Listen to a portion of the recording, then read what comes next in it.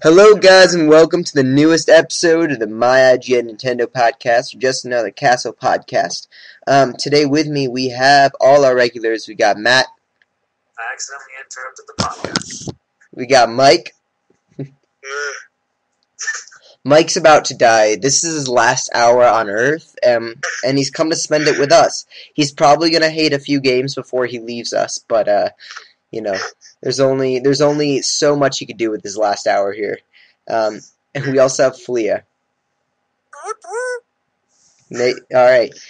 So, as always, why don't we begin with what we've been playing.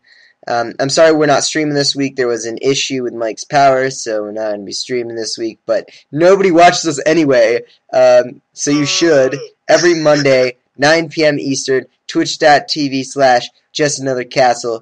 Go there, and you can party with us.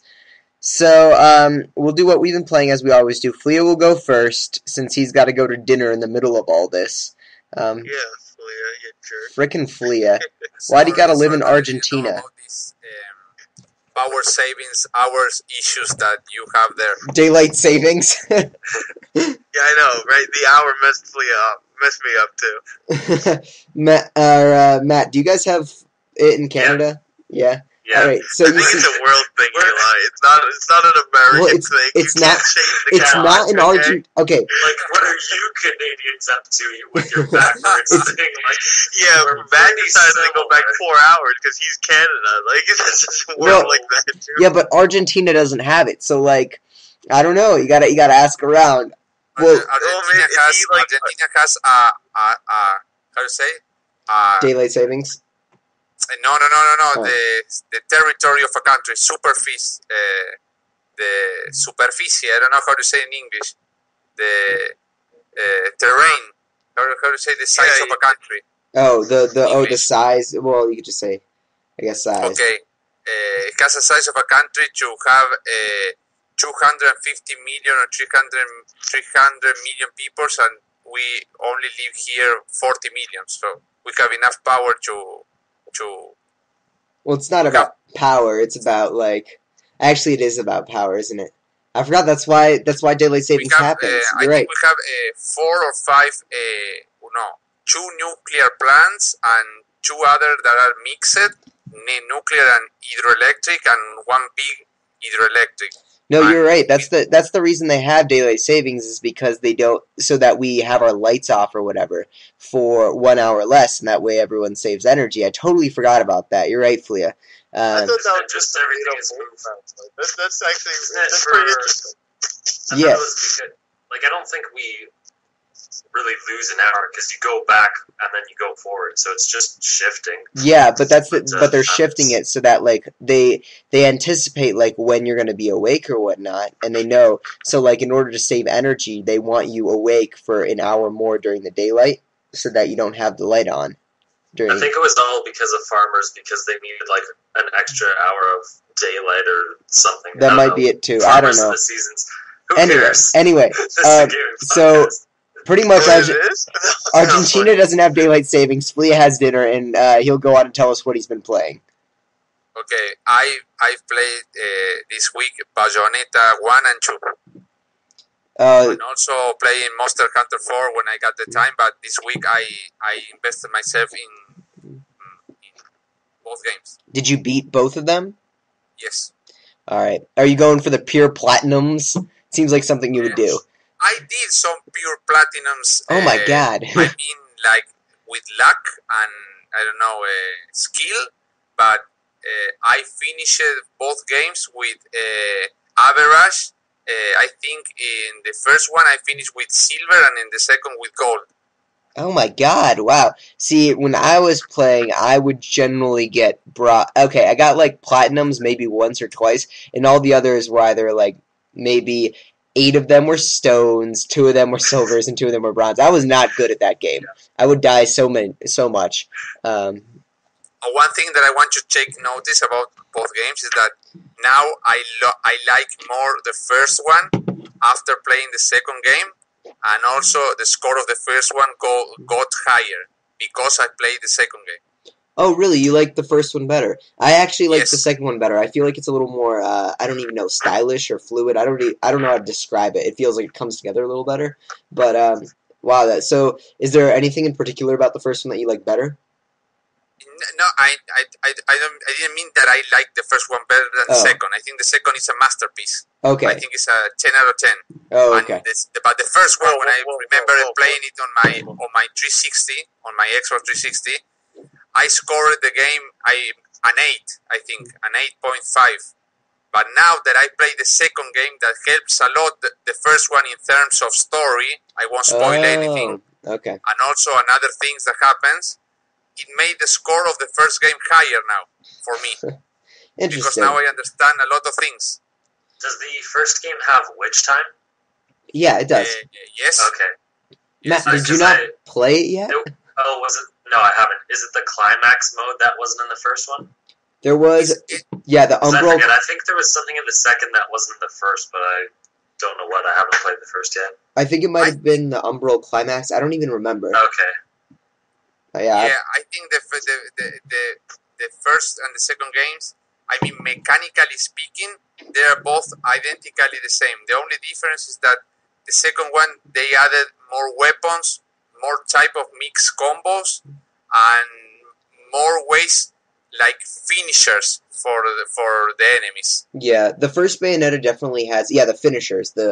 That's pretty much what they added.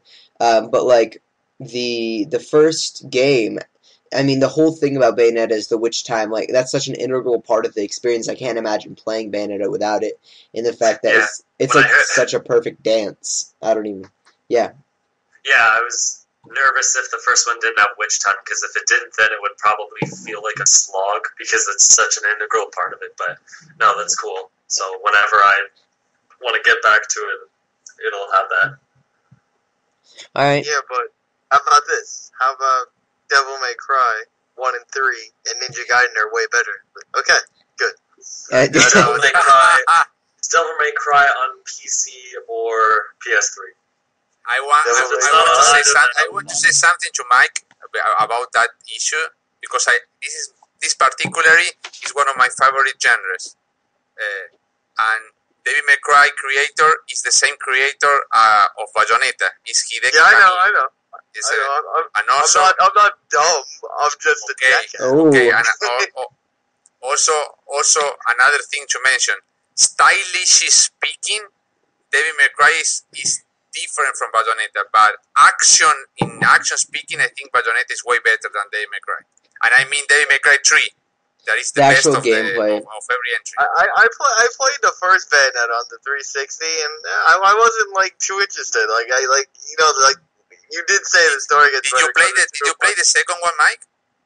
No, I don't want to waste my Okay. money on that crap. If you play the second one, you not only love the second one better, you also will score higher the first one. Well, But I hate the first one. Alright, I think alright. it was just a worse version Alright. of Devil May Cry. Let's move I on. was bored, legit bored of it. Like Let's- I had more fun playing Ninja Gaiden 3. what I think is That's interesting, about Bayonetta 2 in comparison to 1 is that it's actually retained its value in the way that when the first Bayonetta came out, it like dropped in price a bunch right away. But just by putting it on a freaking Nintendo system and making it an exclusive, you can't find Bayonetta for any lower than $50 or $55 used, let alone new. I think it's kind of Yeah, well, nobody bought it for the Wii U, so ain't no one give a crap, well- right? So everyone bought it everywhere else. And it sucked. That's another reason why I hate it, because everyone's like, oh, we need these M-rated games, and they don't buy it. Like, that pisses me off. yeah. Well, I mean, even if they did buy it, I mean, stuff like Smash Bros. And Mario Kart 8 are still very high in price. So I think it's just interesting that just by making it an exclusive on a Nintendo system, it retained value. Also, it has the first one has a little Nintendo touch, because it has all the different suit variations and new combos. But I didn't try them.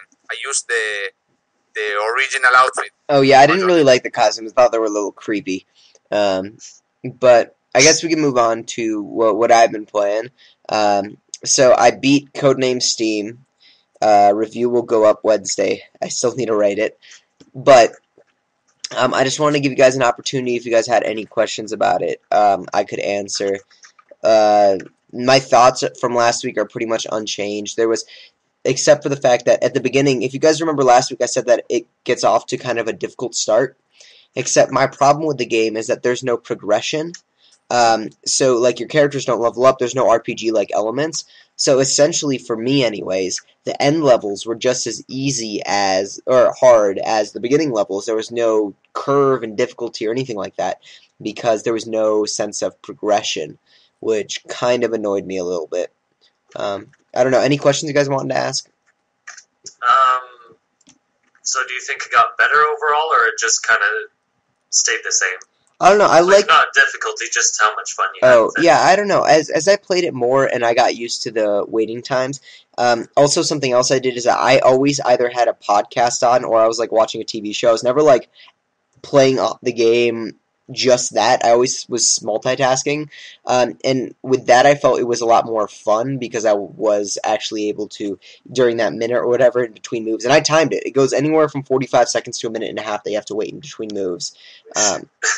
Well, yeah, so think about it this way. Like, on average, you probably did about 15 to 20 moves per match. 20 moves, I mean, considering you're probably spending about 2 to 3 minutes on your move, you're then spending another minute to minute and a half on their move. So the maps are long. They probably take 40 minutes, 30 to 40 minutes. Altogether, the game took me 21 hours to get through. But that's the thing. You're waiting through the opponent to move through. So I think the end levels are just designed better than the initial levels, and I had more fun with it. But it's also because I kind of had, like, House of Cards in the background listening to it while I was playing. So your enjoyment of the game depends on what's playing on Netflix. Yeah, the auxiliary. Yeah, so, like, if I was watching Teletubbies, maybe the game wouldn't be as good. I don't even know. But yeah, I can't say anything yet as to a score because the embargo lifts Wednesday. But I think it's between a good and a great game. Wink, wink, nudge, nudge. Okay, I can see where you're going. Wait, the Fire Emblem guys don't come till what, April or something? Or The what? the Fire Emblem guys? Oh, like for the Amiibo? I guess, yeah. Yeah, so Marth It gets works right away. Yeah, Marth gets it works right away, from what I understand. I wasn't able to test it because I don't have a new 3DS yet, and I never opened my Ike. It's just sitting on my shelf. But from what I understand from other reviewers I talked to, the Amiibo functionality works right away. But the Marth restock only comes in April. So if you're looking to buy a Marth Amiibo, such as myself, you gotta wait until April. Alright, and then the other thing is, well, with no RPG elements, it seems weird since they're going like a Valkyria Chronicles kind of way, and that's kind of annoying. Like the fact that it's like, oh man, this level's exactly the same. It's like, so this character you have is not going to change any stats wise. Like, Yeah, I don't know. I find that kind of dumb. To be honest, it's kind of annoying because, like, in Fire Emblem, there was interactions between characters. They would not only level up, but they'd communicate with each other, and they would also, build relationships and all that. But there's anything like that in Codename Steam, which is kind of annoying. But throughout the game, you do face different enemies, and it does get more challenging to an extent. For example, as you go through, they introduce, a new enemy that spurts out new enemies every turn. You have to defeat it in order to stop the production of new enemies or whatnot. But that doesn't necessarily make the game that much harder, and since there's no progression in the leveling up system, it doesn't feel like I'm getting any stronger. You unlock new weapons, but they're not stronger weapons, they're just different weapons. So it's kind of weird. I do think that the characters are really well balanced. So that's what I did want to say, is that there are 12 characters in the game that you unlock eventually, and they're all pretty different, and they each have their disadvantages and advantages, and that's what I really like about the game, is you can make really balanced teams. Odd question, did you like the character choices? Because I noticed they all seem to be based off of literature, like the Wizard of Oz characters and Tom Sawyer, and probably Huckleberry Finn is in there, and other characters. Yeah, so that's one thing I really liked about it. They were based off of various pieces of literature and American folklore. Now, whoa, phone. Sorry. The thing is that's interesting about this is, I love that ring. It's so old-fashioned and awesome. Yeah, it's like protruding the sound waves.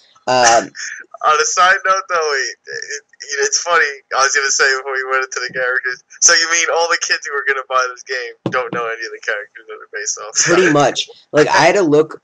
Like I knew some of them. Like even stuff from, their classics. Like there are characters from Moby Dick in there. Which I had to I haven't read Moby Dick, but I had to look it up, and I'm like, oh, I know Moby Dick. It's about the whale, blah blah blah.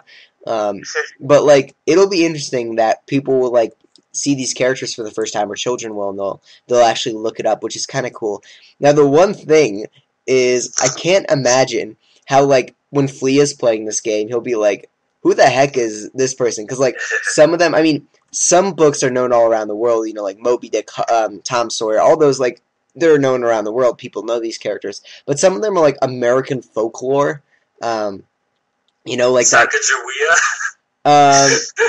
Close, not actually Sacagawea, Pocahontas. but not Pocahontas either. I had to look up the one that was in the game. I know there's some. I forget. There's some girl in the demo. I forget. Yeah, exactly. And then not just her, but there's also, but she actually existed, the person in the game, I think. But there's actually I forgot who the guy's name is. Not Paul Bunyan, but there's another one. He walked across the U.S. and the way he carved out the Grand Canyon was because Paul Revere existed too. But this guy, he didn't exist. But the folklore was the way that the Grand Canyon occurred was by him dragging his axe on the ground, and his axe carved the Grand Canyon. Now, obviously, that never happened. Oh, the guy with the blue ox, bro. I can't remember the name. Yeah, the guy with the blue ox. I think is the first thing I thought of was The Simpsons. No, well, the other thing they said about him is how Michigan is a hand? Well, what happened was he pulled, his ox was on one side or something, and he was trying to wrangle it, and his ox was so big that when he pulled away the whole part of Michigan or something like that. I don't even remember the actual folklore.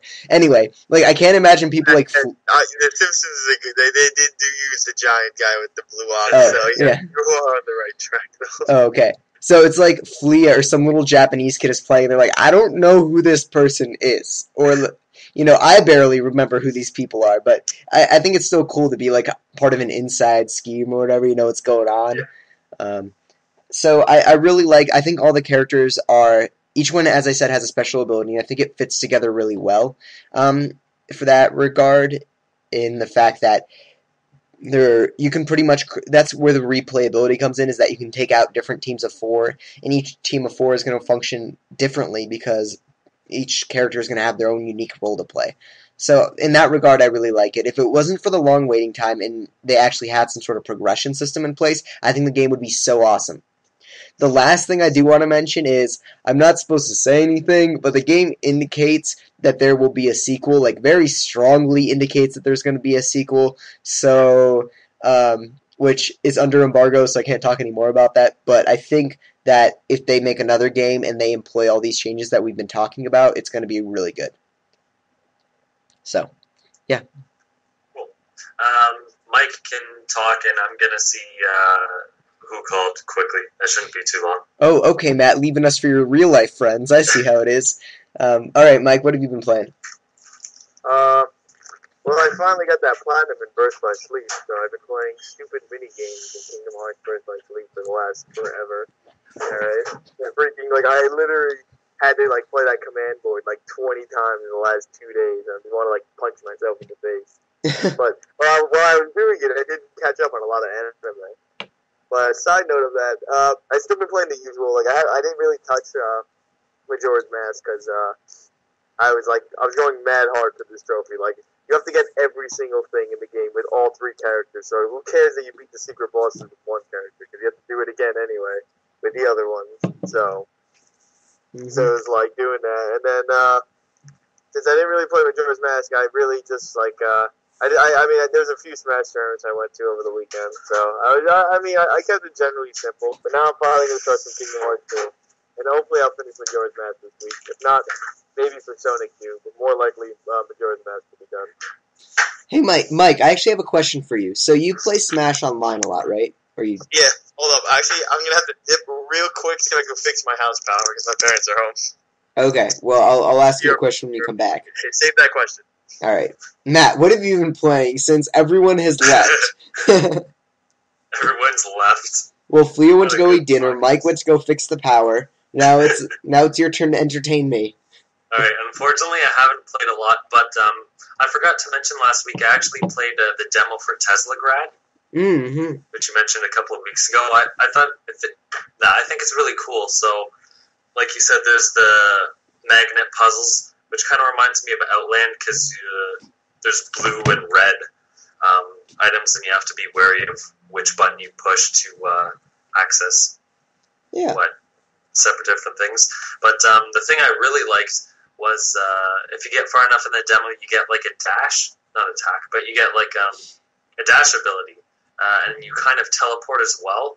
So you'll move like 5 units or characters or whatever to whatever direction you're facing, and you can use that to teleport like through other like cages, so or bars or whatever. So if there's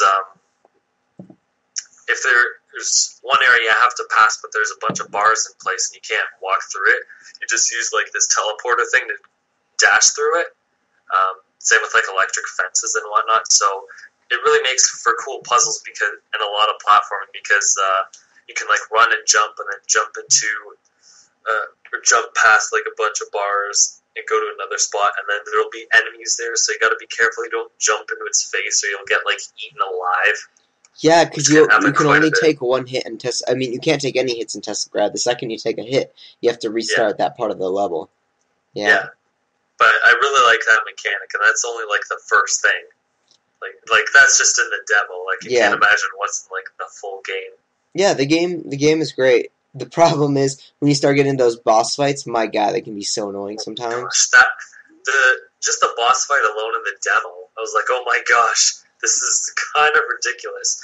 Because for people who haven't played it, you go into this one room, and both sides, like one side has an electric fence, one has like a bunch of fire or whatever, and then there's a conveyor belt on the bottom, and the boss throws boxes at you, which you can push you into the fire. So you have to like run and dodge all the boxes, and not run too fast or too slow to like get hit by the walls. And then you like speed up the conveyor belt, so you really have to be careful what you're doing. Yeah. And also not get like hit by him, I think. Matt, and that was the easiest boss fight. It was like when I think about that game's boss fights, I think about Donkey Kong Country Tropical Freeze, except you don't get to take any hits at all. So that's what it reminds me of.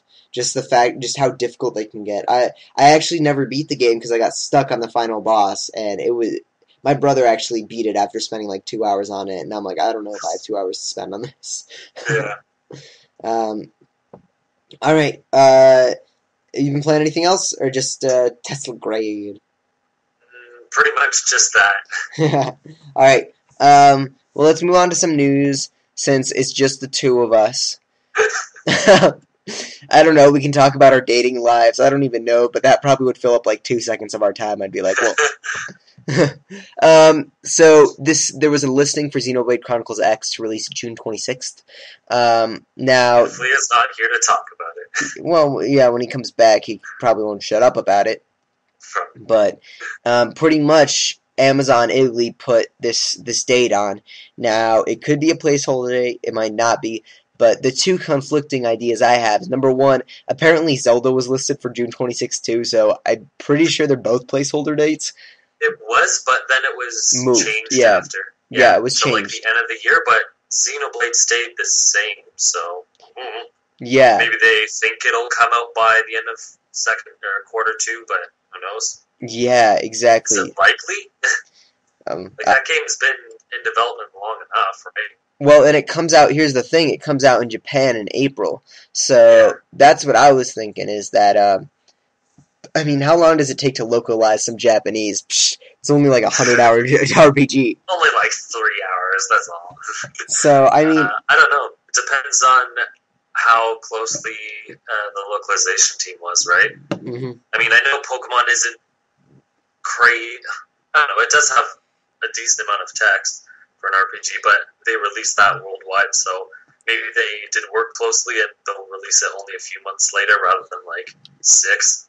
Well, you're actually right. I mean, Pokemon actually has a lot of text if you think about it in terms of all the dialogue that it has between players and characters in the game. But not only that, but Pokemon is so much to localize in terms of the moves and the Pokemon's names and the evolution chain. Like, everything in that game needs to be localized in the way that, like, for example, we look at the ice cream Pokemon or whatever, and we make fun of it, but it had to have, that name had to be localized to fit in America versus Japan. So, I think you're right. If they can release the same date in America and Japan, I don't see why Xenoblade Chronicles X couldn't be pretty close. But the interesting thing about Japan is that both Xenoblade Chronicles 3D and X are releasing within like 2 weeks of each other. It almost seems like they're going to cannibalize each other's sales. That's really... I guess they want to, like, cross-promote it. Be like, play this one before you play the next one. Or something. Yeah, everyone will buy the new 3DS version, and then everyone will want the Wii U version afterwards. Okay. Yeah, maybe that's the... Yeah, you're right. Okay. Perhaps. I was just going to say one last thing about this is... I guess Amazon Europe has all the news, because it's usually like Amazon Paris or France or whatever that leaks things early. Now it's Italy. So apparently just that whole Europe section of Amazon gets like all the details. Well, I think it's more because Nintendo Europe, like Nintendo of America only has to deal with one country, because there's a separate Nintendo of Canada, and then there's a separate Nintendo Latin America or something like that. So they only have to deal with like one country. Nintendo of Europe has to keep like 30 countries in check. And if they get one country or one retailer of one country wrong, then they're pretty much screwed. Like, they have a lot more micromanaging to do.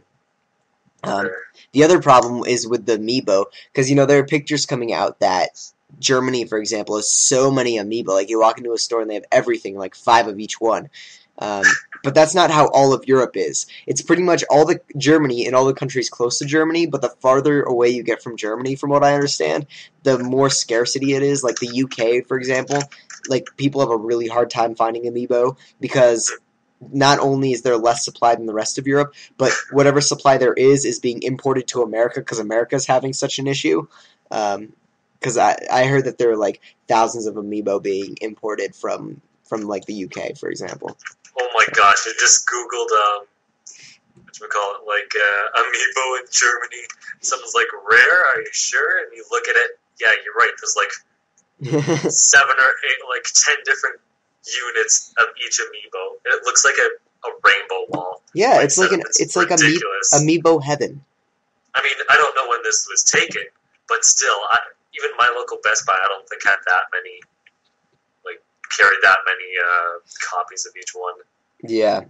Well, I pre-ordered all the new Super Mario Amiibo because I've got issues. But since I get 20% off or something, I get them for $10 a piece instead of like 13. So it's not. You get a discount. I did get a discount. So instead of paying $60 for a game, I will be getting 6 new Amiibo because I'm obsessive. That's the way I rationalize. I'm kind of heading down that road too. Well, that's the way I rationalize it. It's like, well, I'll just wait for this game to drop in price, and instead I'll just buy some Amiibo because I'm so busy nowadays. I barely have any time to play video games, so I've just devoted all my time to collecting. And Amiibo is your new currency. You're like, well, that game costs 3 Amiibo. Well, pretty much. Like when I think, okay, so I'm about to buy a Villager Amiibo because that will pretty much complete my set because Marth comes out in April again. So Villagers are like $100 on eBay.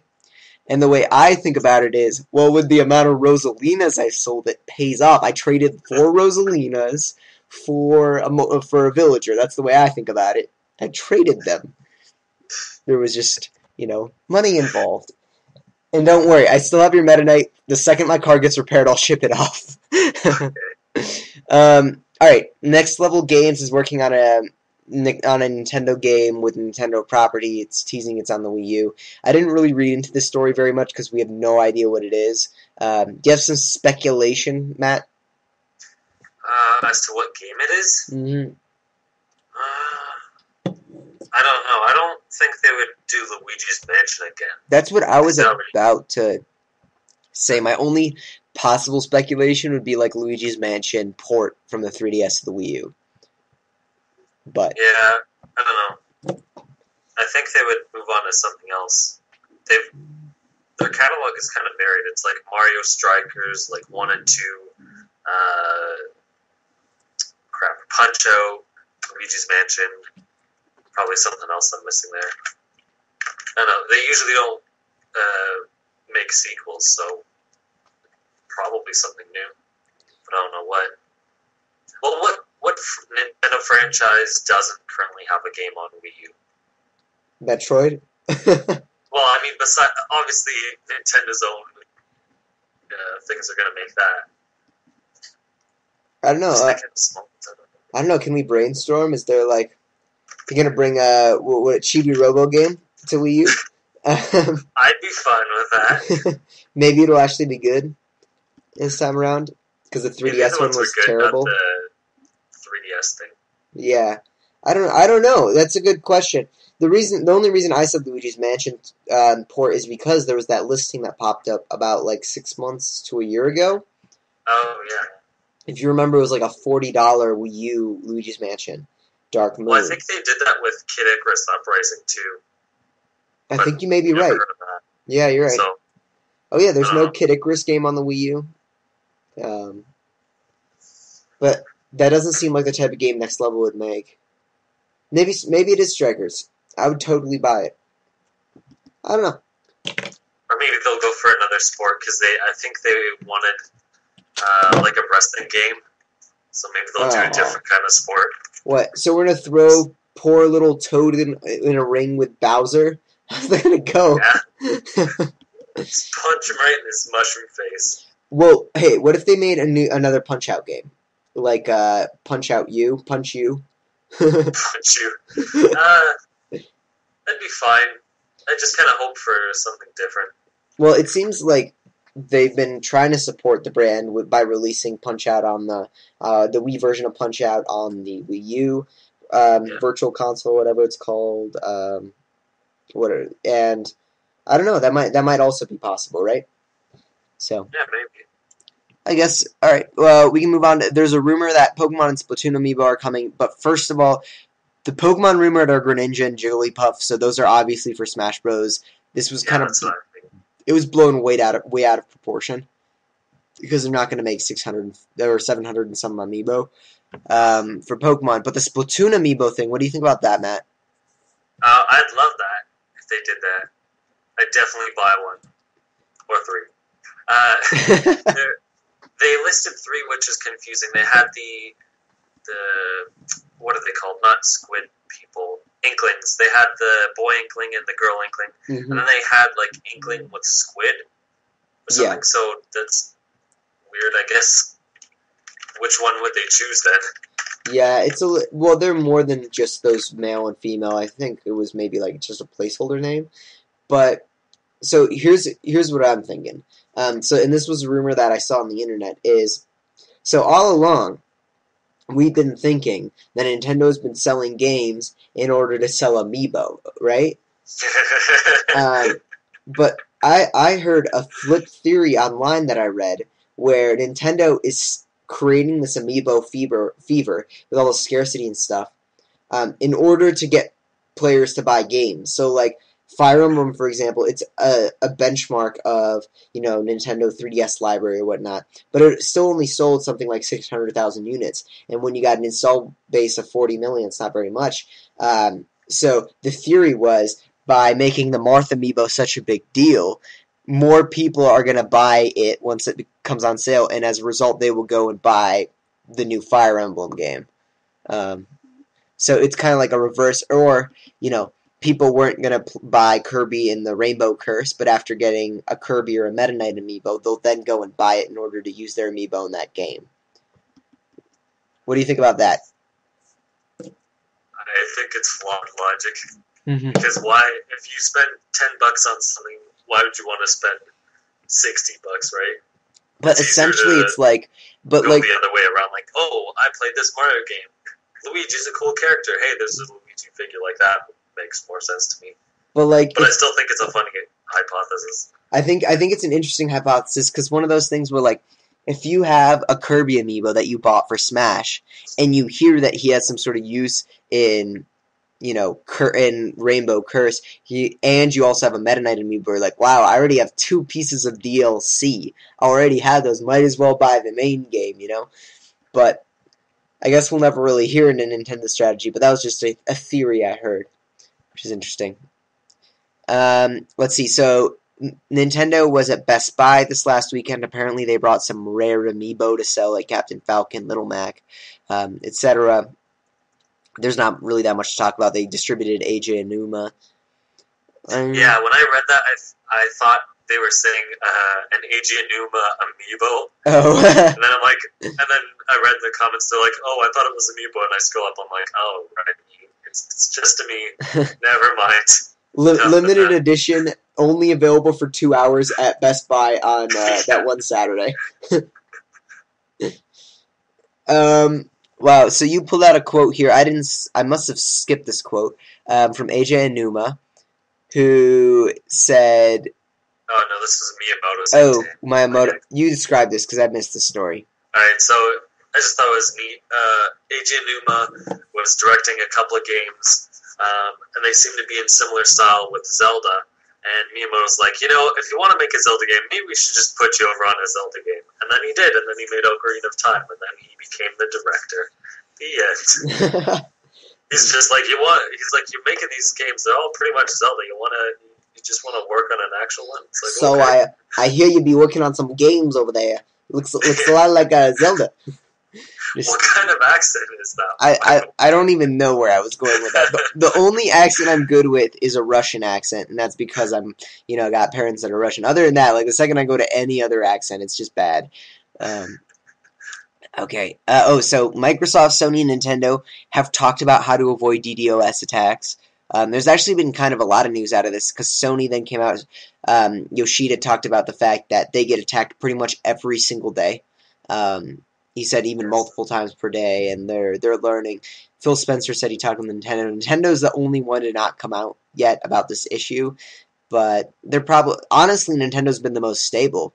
Nintendo Network has been up the whole time, whereas... To be fair, it also has the least amount of users. You're right. Not only the least amount of users, but the least strain for each of those users, because you don't have, cross-game chat, you don't have online multiplayer, you don't have, all these systems. You're pretty much lucky that you can browse the internet on it. Let's just put it that way. The browser is great, though, so that's like the one prop I give to Nintendo. Man, we're running a 2-person show. I'm just looking and my God, we're still missing Flia and Mike, which is okay. We'll move on. Unity 5 supports the Wii U, which we kind of already knew about this, but it's still good because pretty much 90% of indie games now are made with Unity. So if the Wii U couldn't support, I guess, the new Unity, that would be they'd be pretty much screwed. But yeah, I didn't have any doubt that it wouldn't support it, but it's still good to hear anyway. Yeah, well, that's the thing I wanted to talk about too, because you brought up Teslagrad, and Teslagrad is so good, and it kind of just reminded me of the fact that I wish that all the games that released on the eShop were of that quality. It's kind of unfortunate they get games like Flappy Bird or Frenchy Bird or whatever the third one was, because there have been literally 3 Flappy Bird clones released. So I kind of wish. Luckily, we have more of these high quality games, but I wish they had a little more of standards there. And it was one of those things where you go on the eShop, you download a game, and it'll be of some sort of quality standard. So yeah. Quality games on the eShop. Oh wow, Mike showed up. Mike, what I was going to ask you before you left. So you said that you play online in Super Smash Bros. So my question to you was: remember when Nintendo said that they would have some sort of, well, not necessarily a ranking system, but a matching system where if you win a lot of matches, you'll go against other people that win a lot of matches? Does that actually exist, or were they just bullshitting? No, they were bullshitting. And apparently, what I heard, because I asked a few people about that. Well, first of all, online is looked down among, pro Smashers. It's stupid. You know what I mean? They all hate it. It's the stupidest shit. But you can still get friendlies. Like they don't mind that. But like For Glory, like anyone who wants to know anything about Pro Smash, that means nothing. If you're good at Pro Glory, at For Glory, no one gives a shit. That means like you still stink. All right, nobody cares. All right. And besides the fact, if we wanted to go undefeated, we did. Like, I started off For Glory 1,113 and 92. Like, then I was like, you know what? I stopped caring. You know? So, go on. Oh, okay. So, the ranking system is non-existent. There's that GSP, Global Smash Power, I believe. I don't even know what it stands for. That's how... Yeah. Okay. So somebody told me it matches people with that. But... Now, check this. That means it has nothing to do with skill. That means whoever played more single player will play with other people who play single player. But it's not proven that GSP matches with others. Because, think about it, GSP is accumulated from doing everything in Smash, right? Literally any sort of match. So, I play a lot of offline stuff, so when I play online, I get creamed because I have high global Smash power, but I don't play online much, so I get matched with guys that are clearly outranking me. It's like, this is stupid. Like, once I heard that, when they came out, I'm like, this is gonna ruin it.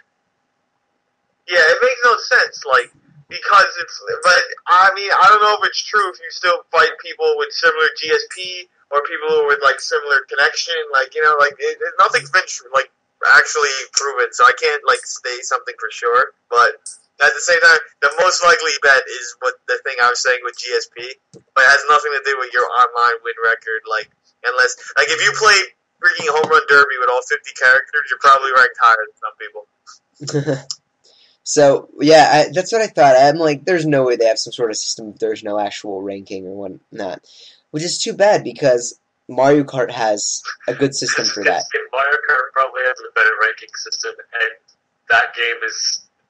You don't really need a ranking system. Yeah, well, Mario Kart, they actually, You don't know how serious my Mario Kart 7 is, alright? My Mario Kart Wii VR was, near the 9,000, but my freaking, Mario Kart 7 one, because you start off with, 500 in that one, it's, at 4,000. I'm fighting all these, French and Japanese guys, and I'm like, these guys are good, man. Legit, the Mario Kart ranking system is probably one of the best ones. Mm-hmm. Of, any...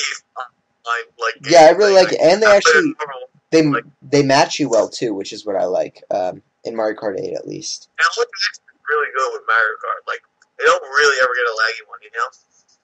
Yeah. Well, I'm not talking about City Mario Kart 8.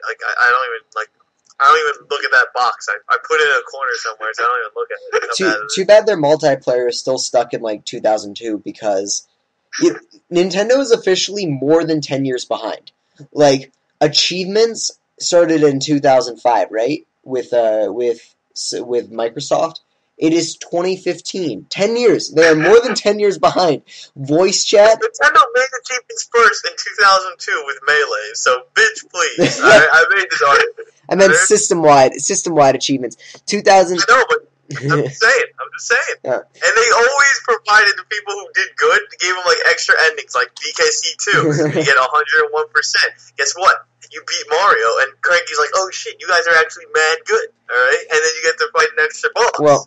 Did you feel? Well, the other one is, as I said, voice chat, which has been around for so long, and Splatoon is not having any voice chat, which I think we talked about a few weeks ago, but that's so freaking annoying. That just shows you how archaic Nintendo system is. It doesn't matter how good Splatoon is if you can't talk.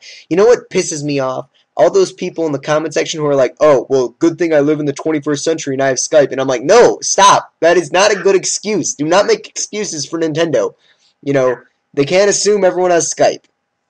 Yeah, I agree on that. I never Skype. We're talking about, I think, almost 25 episodes before this one, or 30 episodes way back, that even Nintendo in Japan didn't know how the online was on the other systems. Yeah.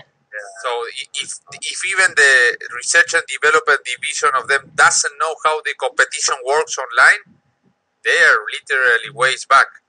Yeah. All right. Well, we can move on to some other news here that Matt so greatly prepared for me. We're almost done because you guys missed all of it. Cough, cough. You can get Cradles and stuff on Nintendo's store, and then the last piece of news is Iwata doesn't think TV commercials or price drops will help sell systems, but more that games will. I don't remember the exact quote, and I don't think Matt has it pulled up either. But pretty much what he said was that a price drop would not be a good move for the Wii U because he doesn't believe that it's going to make any sort of difference until they can prove that the library is worth buying the system for. Did I? Yeah, I don't think price drop will make a difference. Like realistically thinking, like even the people who are on fringe about a Wii U would buy it if it was $50 less. You know? I don't know. $250. Well, I felt like the time is. It's a little bit too late for that in terms of this time of year. They should have dropped it by $50 during the holiday season, so that when you have your 360 selling or Xbox One selling for $300 with the game included for $300, competing against the Wii U at $300. Like, come on, they should have dropped it $250 for that time at Well, least. they got Assassin's Creed. It's not even done, but it's out. You know? No, but I was gonna say was they had no real bundles out either during the holidays. Like there was nothing enticing. You know what I mean? And there wasn't even a Smash Bros. Bundle, right? I know, right? Yeah, there wasn't. That was dumb. You know, instead of having a Smash Bros. Bundle in order to sell systems, what they instead You're did, just saying Amiibo bundle. or doing an Amiibo bundle, instead of doing all that, what they ended up doing is they released like 4 GameCube controller adapters in the whole U.S. I bought 2 of them, and then they also didn't release any Amiibo, and they made it hard to find games like Bayonetta, and pretty much they decided that they didn't want to sell Wii U's last holiday season. I think what the decision was in management is they're just like, we'll come back next year. It seems like Nintendo is doing an effort for people not buy its things. Yeah, they're probably like selling consoles is way too mainstream.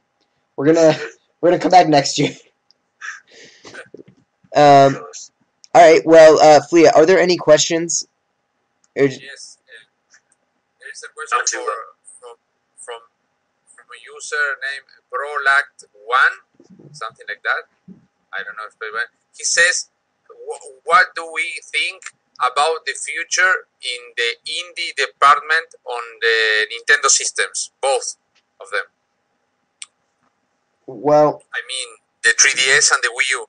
Well, I think we're going to see more things like cross-buy taking effect, like we've seen with Mario vs. DK, which I don't think anyone here bought, and whatever I read the news that I think Oli also has cross-buy. Exactly. Well, I think Nintendo is going out of their way to actually get indie games, and we've seen this through. I mean, for example, I think I talked about this story before, but last year during the E3 time, we went to this indie mixer where there were about 25 games, indie games there, and I saw one Nintendo representative who was there specifically for finding indie games, and there were games like Costume Quest there, Costume Quest 2, and some other games I forgot, like Affordable Space Adventures or whatever, games that were then announced to come to the Wii U. So I think Nintendo is actually making an honest effort to try to get good indie games on the Wii U eShop, and we've seen that recently with PAX, where they released that list of, there was like 30 games or something, like it was a huge list of quality indie titles announced for the Wii U. So I'm really happy that Nintendo's actually taking some sort of initiative to get these titles on there. And if you remember, Reggie recently was in an interview, and they talked to him about quality control, and pretty much what he said is, if we're not going to limit developers and what they can put on the Wii U, but if there's a shitty game, well, that isn't verbatim, but if there's a crappy game, we're not going to promote it, we're not going to put it on the front of the page. So no indie games are going on. Oh, that's pretty good then. All right. Yeah, I was going to say, when you said there's like 20 indie games, I was like, oh man, that sucks, dude. So you must have been bored for a while looking at all those shitty games. But, I'm just saying facts. Mike. But no, I don't mind. I like the fact that they're trying to get indies. Like, it's cool, because, a lot of these drones buying PS4s and 1s are actually realize there's no games. They're buying indie games without even realizing it. And, drones. I don't mean to sound like, drones, because freaking, I don't mean to sound like, like Nintendo fanboy, like, Nintendo Wii U best. Like, no, it's not the best. Like, I think I still play my PS3 when I do my Wii U, but freaking, like, all those drones just buy the 4 games, and then, maybe buy an occasionally downloadable game, maybe, like, 10%, but it's like, like Transistor or some bullshit like that. But, hey, like, if Nintendo can expand their library, that's cool. I mean, I could give two crats about indie. I'm more concerned of how Virtual Console can actually be better, but, who cares about that? Yeah. Well, I feel like indies have a valuable role on any system they're on. For, PS4 and Xbox One, they're valuable because they actually are the good games on the console. I've owned PS4 for what, over... You want a PS4 to play indies? So well, I've had a PS4 for... to play $10 download Mike, games that you can get on Steam or Vita. Well, first of all, my computer can't run any of those $10 games. But more importantly... How old is your computer that can't run a size It's like a 6-year-old computer. 6-year-old? It sounds like it's like 15-year-old. 98, man. Still wondering, yeah, 98. But what I was saying is that, I've only bought one PlayStation 4 game for a full $60. The second most I paid for a PlayStation 4 game is $30. Oh, I bought Infamous on day one because it had such promise. See, Eli, I do it. I'm disappointed. I regret it. I regret that decision every day because now it free like the next day. Exactly. It's so crappy. It's like a $20 game now. But more importantly, the game just wasn't worth $60. Now, I can't say the same for Nintendo systems because, I bought... They never drop the price. Well, not only do they never drop the price, but I bought games such as, Mario Kart, Mario Kart, Smash Brothers, Bayonetta at full price, and I don't regret it at all because they were totally worth the $60. But then on the PS4, I bought games like Transistor for $20, or Valiant Hearts for $15, or Child of Light for $15, and it's like those games were worth that money way more than Infamous was. They'd be worth $60. Child of Light on the Wii U. Well, what the hell? There's no difference. You should probably wait another week to buy the order for $5. Yeah, really. Thank you, Flia. That's what I'm saying. By the summer, you can probably buy all PS4 physical games in a bundle for $50. Well, that's why I stopped. That's why I stopped buying PS4 games at full price. I bought... This is my personal opinion. No? This is subjective. But I think I will not buy a PlayStation 4 system, neither a Xbox One. I think I will remain from this generation on a Nintendo exclusive. Wait, period. What about... But saying that, I think that there are only two games that are worth buying for the PlayStation 4. And one is Final Fantasy 15 and the other is Uncharted 4. And neither of those games are out. What about Persona 5? No, fuck Persona 5. Oh, no! No. Persona 4 Golden also. No. If Mike think that Persona is one of the best RPG, fuck that. Mike. Sorry, one of the best games. One of the worst. Mike. Persona is one of the worst franchise I have. Oh my god, seen. Mike! I didn't know you had a brother. I didn't know that you had other members of the family that hated on very popular and loved games. I'm not gonna lie. Look, I appreciate Flia hate on it, but look, if it was Persona 3 Fast, I'd be with you on that. Look, Persona 4 Gold ain't one of the... Okay, it is overrated that people are like, oh, it's one of the best JRPGs. That's from all those jackasses who've never played any other JRPG and don't know jack shit. Sorry, Eli, I know you're one of those guys. But I'm sorry again. But what Persona 4 Golden did, it was one of those games where it was able to mix those casual JAs into the JRPG genre with a really good kind of story and the drones are like those like the Eli when he buys the indie games that defend that he bought the indie games on his PS4. He just wrote it right there with some Madden. Yeah, he didn't buy Madden, but all right. With Persona 4 Gold, and the thing is, it was a lot more simpler, smooth, compared to Persona 3. I actually didn't like Persona 3. I didn't like Persona series until really I played Persona 4 Gold to give me another chance at Persona 3 because it made everything a lot more simpler, clean, fun. But for the best JRPGs, you gotta play games like Final Fantasy 9. You gotta play Kingdom Hearts. You gotta play not anything that's above Final Fantasy 9. It's really bad. So you want to be like, man. Wow, I want to hate JRPGs, bro. I got a lot of games. I'll give you Final Fantasy 10 or 13, and you'll be like, man, this game's terrible. Why would any dumbass waste 80 hours playing this? There is only one king in the JRPG genre, and that is Xenoblade Chronicles. All right. What about Xenosaga, though? All right, all those X games. Nice. Nice. Good. there's Chrono Trigger. I mean, but Chrono Trigger's mad American, in my opinion. But don't forget, all Mario's RPGs are mad good. Like, those are the most underrated RPGs, alright? Me and Matt know. We get that connection, that paper connection. Alright?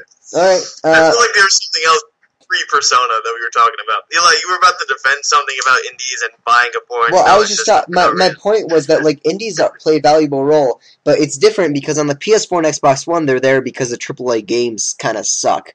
Now the Xbox One has that problem a little less because it actually has games like Halo, the Master Chief Collection, and Sunset Overdrive, which are actually good games. Yeah, but it's broken. I mean, Sunset's cool, but it kind of like died off after the beginning. I mean, Halo's still broken to this day. Yeah, it is. Like, no, they say that I read a comment today that they say they fixed it. I think yesterday they launched a small patch for the matchmaking in the online mode, and it's working smoothly from the comment section. I'll probably go to my friends and play it like sometime this week. I'll confirm it. It says they released a patch, but it's like the 8th patch. Yeah, there's been so many. Yeah, but it was a small patch. I think not more than 10 megabytes. And matchmaking now is faster. They're releasing games and they don't work. Like, look. I only like Xbox for Halo. Like, legitimately, my 360, I only owned one because somebody passed it down to me because it was like cracked and missing the back. I only own 4 games, and they're all Halo games. No, 5 Halo Reach. All right, and it's like I'm like, yo, this system sucks. Okay, and then now everyone from 360 jumped to PS4, and all those people weren't Halo fans. Are like, they were just those. I'm just gonna buy every. Call of Duty man kind of guy. They were drones. Those are the drones. Yeah, the drones. Now they won't move there. And you defend the PS4, which pisses me off. And it's like, yo, they got games coming. I'm like, yo, first off, all the games you listed are all those, oh man, I could get Assassin's Creed, which doesn't even work anyway, for every system, bullshit like that. I have a little bit of fear in one thing. Because all the PlayStation fanboys, they're saying, wait until Uncharted 4 arrives. What happened if, seriously guys, this is a thought.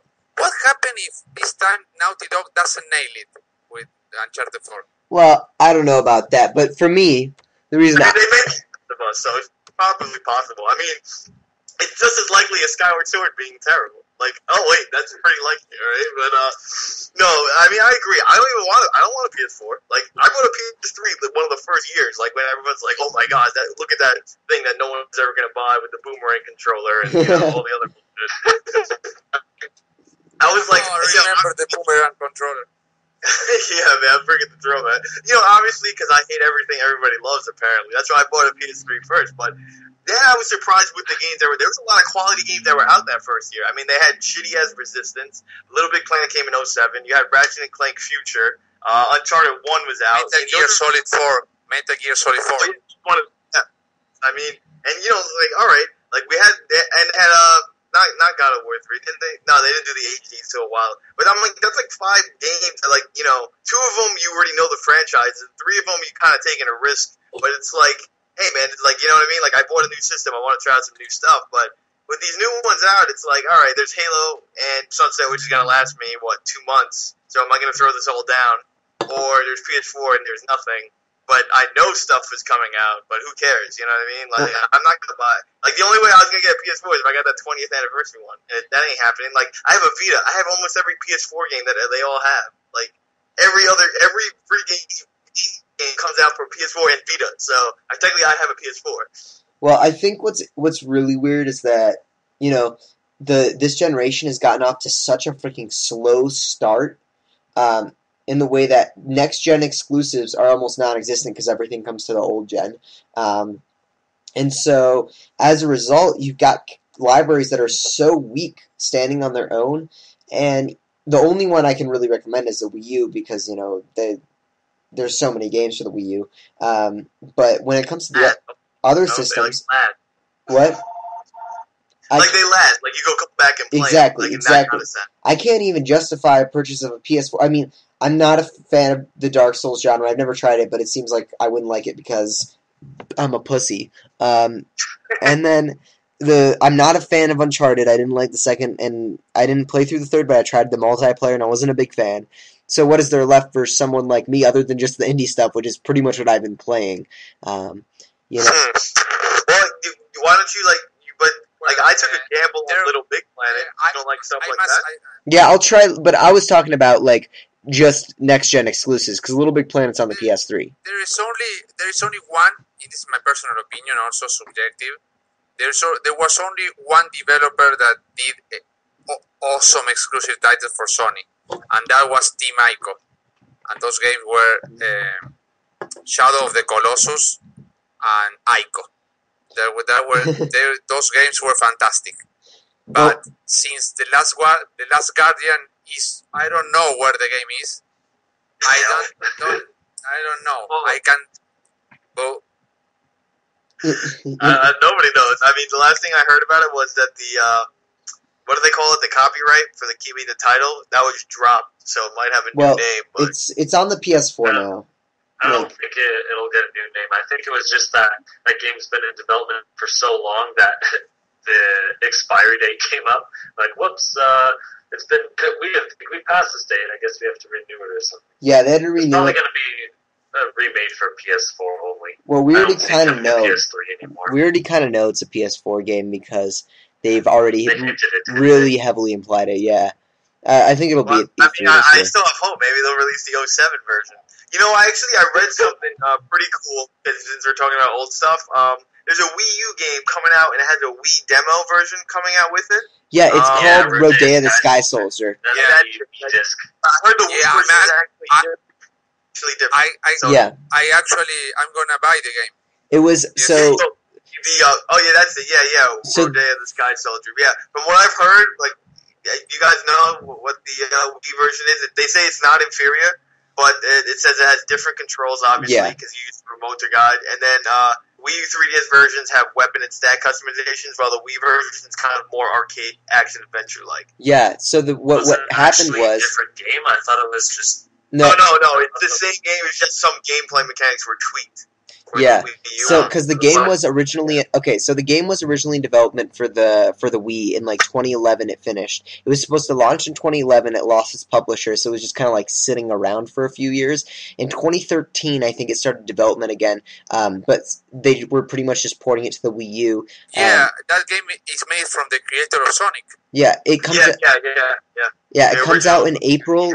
I think it's April in Japan, and then NIS is bringing it to America and bundling the Wii version free with the Wii U version for those that buy it. And I think it comes out this fall in the US. So yeah, I'm going to just find that weird. Go ahead, Matt.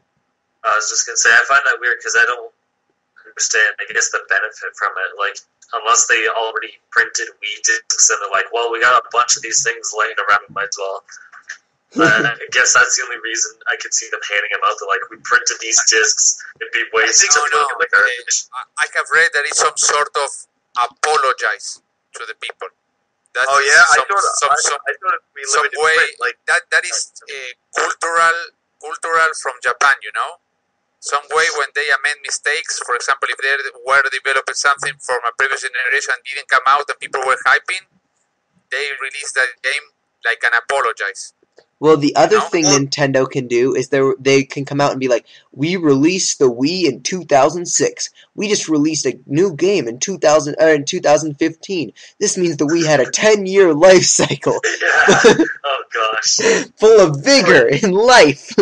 I know something funny. I probably will play Rodea Sky Soldier, the Wii version, in my old Wii. You know, I don't play Wii games on my Wii U. I feel like it's wrong. So I wait for freaking. I plug in my Wii downstairs and play it. I feel you at that point. But I was gonna say was I thought they were only gonna give the demo just for like first buyer and like I thought they were gonna like not that's what it. First run. Like, like people you don't have to pre-order, but it's like all right, like the people who are getting the first shipments of people who buy it are gonna get the one with the Wii disc. It's not like they're gonna be printing. Oh, let's make more extra Wii discs. You know what I mean? Like they're not gonna do that. So, but yeah, I mean, obviously now what I was gonna say was. This might regard a little bit indie, that's why I brought it up. Like it's not really an indie, but that's kind of like the stuff I support. Like it's like these games that don't really come over and don't get localized. Like that's for me, that's my kind of indie or shit I'll support or buy. Well, it's a third party game. That's what it is. That's a third party game. Yeah, like that's the things I buy though. Like, you know what I mean? Like for Nintendo, like that's an indie for me because Nintendo never gets third-party jack. Like for me, like I bought Project Cross Zone. Regarding that aspect, I've played Xenoblade Chronicles 2 years before the game came out in America because I bought the European version of the game. Yeah, same here, man. I did the same thing. So I played all three of them, and I was like. And also I played the remake of Fatal Frame 2, the Wii version, that was only released in Europe and in Japan. Also because it was released in Europe, I played it. Also Pandora's Tower and also other games. Yeah. Also I have 5 more Wii games that were exclusive to Europe. Well, I own all 3 of them, and I have not played any of them. So. Well, do you like Shadow in the Colossus? Because that's what Pandora's Tower is kind of like. Oh, really? Yeah. Dude, I love. Okay, once I got a handle on the controls, because the controls were kind of weird at first. Once I got a handle of the controls, I love Shadow of the Colossus. I thought it was. Yeah, I awesome. think it might be a little bit better, but I mean, freaking Shadow, is amazing itself, but. Like honestly, if you really love that game, you should start off with Pandora's Tower. And it's pretty quick. It's got multiple endings, and they're all. Yeah, I agree with Mike. If you didn't play Xenoblade Chronicles and the last story, you play first Pandora's Tower. Yeah, if you haven't played any other. I mean, my personal favorite, like I've always said, was the last story, only because Xenoblade the ending disappoints me, and the battle gameplay, like everything else I love about it, just the ending and the battle gameplay, because it lied to me, because. When like sometimes when you look at like these trailers, that's why I don't really watch trailers for stuff I want now. Like you get a wrong, idea, and sometimes like it puts a negative impact on how you judge it. Like I thought Xenoblade Chronicles was an action RPG, and then when I played it, I was like, no, these are talent artists. It's like, yeah, I'm free to move around the battlefield, but I'm also limited in what like I can attack. Meanwhile, in the last story, it actually is an action RPG. You use all the elements of like whatever area you're in. But so like I was saying before, is like. That's the stuff like I'll buy. Like this game coming out, like look, like maybe Nintendo will realize that maybe we want more stuff like this, so I'll go out and buy it.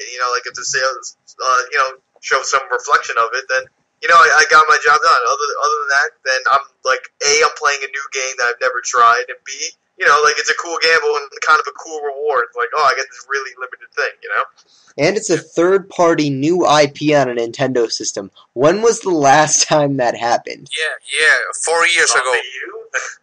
Zombie U, I guess, would be the last time. Yeah, I heard Ubisoft doesn't even associate that they made Zombie U, so... Oh, yeah, well, there was a report that not THQ, that Namco Bandai, Bandai Namco, actually bought the trademark from Ubisoft.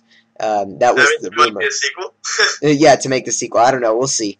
But that was the rumor. I never even played Zombie U. I think I played like 3 seconds of a demo, and then I got a phone call, and I was like, all right, I gotta go somewhere. All right. Well, we should start wrapping it up, since I'm sorry Mike and Flia decided to miss half the show. But we'll start wrapping it up. First thing I want to talk about is this marathon that they're having streaming. Anthony's in charge of it. They put together like a 7-day whole week stream or something like that to help get a kidney for the username is dtakes, but oh my god, her full name just slipped my mind completely. Denise. Oh my god, thank you. Denise, come on, man. Yeah, well, I knew her name. It just completely slipped my mind for a second. Denise Takes. So they're trying to find, right now, a kidney donor. So they're trying to find as many people as they can to retweet, get the word out pretty much. From what I understand, a lot of the money donated is going to go to try to, advertise and make sure that people, to try to find a kidney donor for her. So they're having a marathon for that, so check that out. And then why don't we just close out? I am Eli, Paul Salon on Twitter and my IGN, and read my stuff at Nintendo Enthusiast. Review lifts on Wednesday for Codename Steam. Matt, why don't you go next? Alright, I'm Bengal Viking on Twitter, Twitter, Facebook, and YouTube. And also, quick thing, Game Freak and Sega looks like they're teaming up for a game of some sort with an elephant and a grenade. So that'll be interesting. That sounds weird. We're supposed to get news on Wednesday. Okay, well, Wednesday we'll hear about it. Yeah. Alright, Mike. Alright guys, I'm Troy Filibuster on Twitch and Twitter. You can find me as Super Nintendo Bros on YouTube and IGN. Last video we did, I mean, obviously we put out like a video like every day or every other day, but you should check out my terrible acting for 5 things all Game Boy players did. Or I'm trying to do a solo mini series of when I play For Glory, and I'm just gonna pick one character and do it. Like Captain Falcon's already out, so some people have been telling me I'm a jerk for doing this because it's just me winning and bragging, but it's really fun. So just watch it out and just laugh at the other person, or just laugh at my bad acting in the Game Boy one. Other than that, guys, thanks for listening. All right, and last but not least, Flia. Okay, people, I call it now. Bayonetta 3 will come to the Wii U in probably a year or a year and a half. So I call it now. Remember this day. Remember, I call it first. You can find me in my IGN if you want to, and if you don't, go play that bullshit game of Persona. All right. Thanks everyone for listening. We really appreciate it, and we'll see you guys next week.